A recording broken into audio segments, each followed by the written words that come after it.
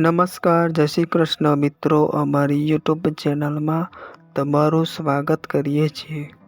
મિત્રો, જો તમે અમારી ચેનલમાં નવા હોય તો ચેનલને સબસ્ક્રાઈબ કરી લેજો. ચાલો આગળ તમને જણાવીએ. દેવ દિવાળીના 15 દિવસ પછી કારતક પૂર્ણિમાના દિવસે ઉજવવામાં આવે છે. તેને દેવોની દિવાળી કહેવાય છે. આ દિવસે કેટલાક ખાસ ઉપાય કરવાથી ધનની પ્રાપ્તિ થાય છે અને દેવી લક્ષ્મીની કૃપા પ્રાપ્ત થાય છે. દેવ દિવાળી કારતક પૂર્ણિમાના દિવસે ઉજવવામાં આવે છે. એવું માનવામાં આવે છે કે આ દિવસે ભગવાન શિવ દ્વારા રાક્ષસ ત્રિપુરાસુરનો વધ કરવા માટે દેવતાઓ દીવા પ્રગટાવીને દિવાળી ઉજવે છે. તેથી જ તેને દેવોની દિવાળી કહેવામાં આવે છે. જ્યારે દિવાળી કારતક અમાસ પર ઉજવવામાં આવે છે. મિત્રો, દેવ દિવાળી કારતક પૂર્ણિમાના રોજ ઉજવવામાં આવે છે,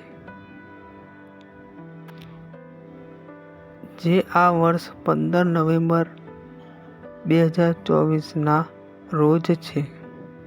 આ દિવસે સ્નાન, દાન અને પૂજાનું વિશેષ મહત્વ છે. મિત્રો, આ સાથે આ દિવસે કેટલાક ખાસ ઉપાય કરવાથી આર્થિક સમસ્યાઓ પણ દૂર થાય છે. દેવ દિવાળીના દિવસે તુલસીના 11 પાનને દોરામાં બાંધીને માળા બનાવીને ભગવાન વિષ્ણુને અર્પણ કરો. આમ કરવાથી તમને ભગવાન વિષ્ણુની કૃપા મળશે અને જીવનમાં ચાલી રહેલી સમસ્યાઓ દૂર થશે. મિત્રો, દિવાળી પર દેવી લક્ષ્મીની કૃપા મેળવવા માટે ઘરના મુખ્ય દ્વારને સાફ કરો, તોરણ લગાવો, રંગોળી બનાવો અને ગંગાજળમાં હળદર ભેળવો. સાથે મુખ્ય દ્વાર પર ઘીનો દીવો પણ પ્રગટાવો. આ ઉપાયથી ઘરમાં દેવી લક્ષ્મીનું આગમન થશે અને આર્થિક સમસ્યાઓથી રાહત મળશે.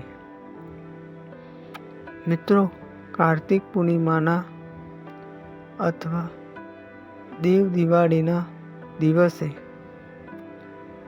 પહેલા પાણી અથવા ભગવાનના સ્થાન પર દીવો કરવાનું મહત્વ છે. તેનાથી ભગવાન પ્રસન્ન થાય છે અને જીવનમાં સુખ આવે છે. દેવ દિવાળીના દિવસે ઘરમાં દીવા પ્રગટાવો. કોઈ પણ એક ડૂબકીમાં 7 લવિંગ નાખો. આ ઉપાયથી ઘરની ગરીબી દૂર થઈ જાય છે. મિત્રો, આજની વિડીયો તમને કેવી લાગી તે કોમેન્ટ કરી લેજો. પછી મળીશું એક નવી વિડીયો સાથે. જય શ્રી કૃષ્ણ.